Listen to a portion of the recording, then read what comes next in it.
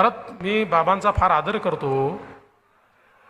पण ही प्रवृत्ती कशी आहे, काही झालं की आम्हीच केलं, याच्या घरी ते घडलं तर माझ्यामुळे घडलं, त्याच्या घरी ते घडलं तर माझ्यामुळे घडलं, त्याकडे पोरगा झाला तर माझ्यामुळे झाला. ही प्रवृत्ती ठीक नाही आहे.